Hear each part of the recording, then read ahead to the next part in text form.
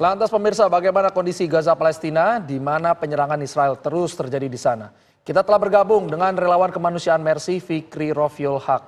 Assalamualaikum Fikri Rofiul Haq, silakan Fikri dengan laporan Anda. Baik, Waalaikumsalam warahmatullahi wabarakatuh. Selamat dini hari waktu Gaza, Mas Faris dan juga Mbak Andi. Memang sampai detik ini Israel belum juga menghentikan serangan ke berbagai wilayah yang ada di jalur Gaza. Kementerian Kesehatan Palestina mengupdate dalam 24 jam terakhir Israel melakukan 3 pembantaian sehingga mengakibatkan 40 orang meninggal dan juga 107 lainnya mengalami luka-luka. Dan Israel juga mengebom sebuah apartemen yang ada di kota Jabaliyah di Gaza Utara sehingga mengakibatkan banyaknya korban jiwa baik yang meninggal maupun mengalami luka-luka, dan mereka dilarikan ke rumah sakit terdekat yang ada di Gaza Utara, yaitu salah satunya di Rumah Sakit Indonesia yang ada di Gaza Utara.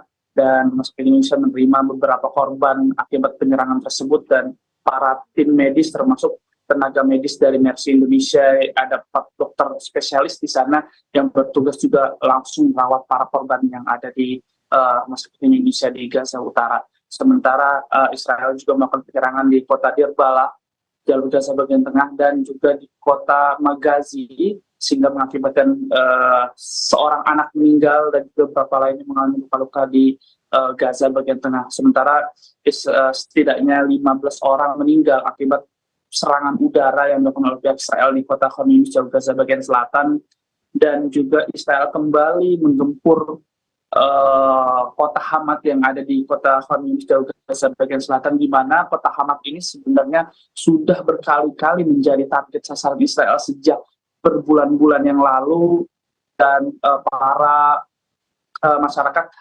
kembali ke rumah mereka di kota Hamad, sementara Israel menyuruhkan kepada warga yang tinggal di kota Hamad untuk melakukan evakuasi karena memang akan adanya operasi militer di daerah tersebut. Sehingga saat ini total korban jiwa dari warga Palestina menyentuh angka 40.000 orang yang meninggal dan juga 92.400 lainnya mengalami luka-luka. Dan bukan hanya di jalur Gaza, namun kerusuhan juga atau perangan juga terjadi di tepi barat, di mana pemukim ilegal Palestina, pemukim ilegal Israel maksud kami, melakukan pembakaran terhadap sebuah kendaraan dan juga sebuah rumah yang ada di desa Jid Timur Qalqilia di tepi barat, sehingga mengakibatkan juga tewasnya pemuda Palestina berumur 23 tahun. Sementara di daerah lain, 2 orang Palestina juga terbunuh akibat serangan udara Israel yang ada di Kem Balata di timur Nablus di tepi barat, karena memang sejak 7 Oktober lalu peperangan atau kerusuhan terjadi bukan hanya saja di jalur Gaza namun di tepi barat Palestina.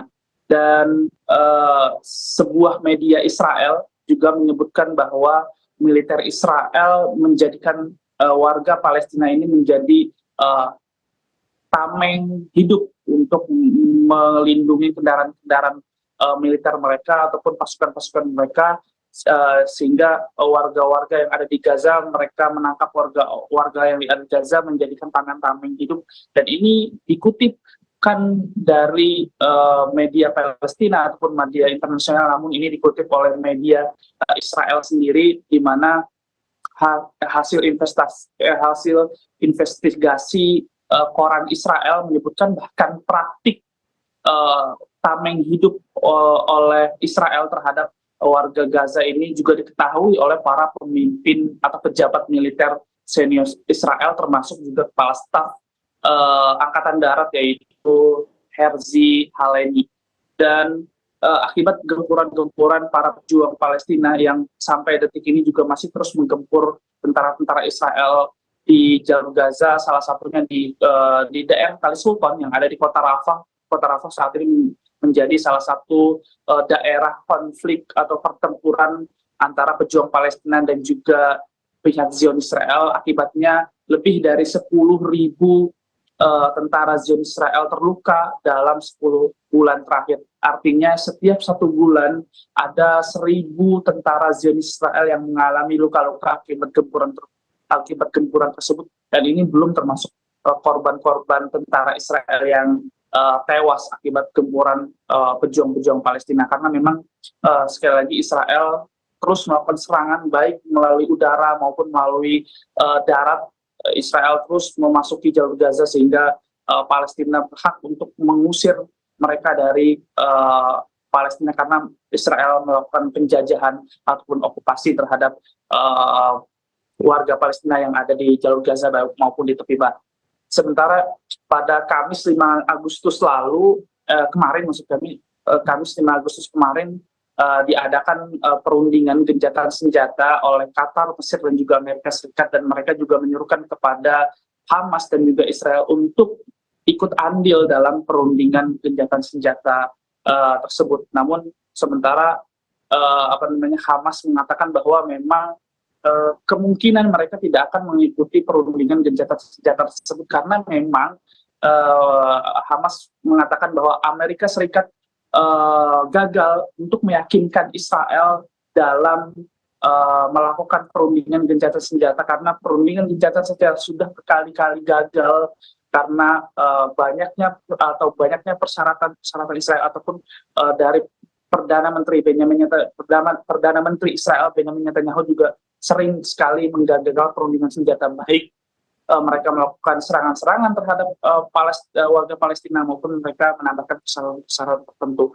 Dan dalam poin terbaru dalam negosiasi gencatan senjata ini, di mana ada poin baru di mana 12 tahanan Palestina akan ditukar oleh satu sandera Israel yang ada di jalur Gaza, dan Israel juga setuju untuk membebaskan tahanan Palestina yang hukumannya di bawah 30 tahun, kurang dari 30 tahun hukuman dari penjara tersebut. Dan seperti yang saya katakan bahwa memang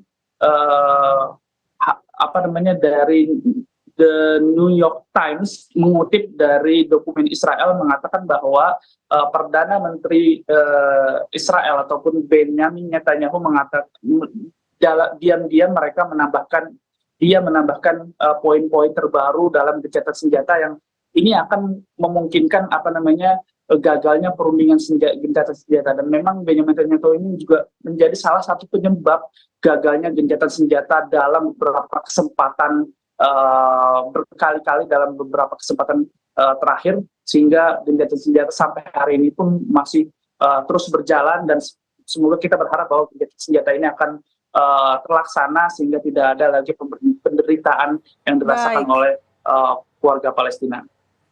Baik, terima kasih Fikri Rofiul Haq. Tentu saja opsi gencatan senjata adalah hal yang paling kita harapkan dalam waktu dekat ini.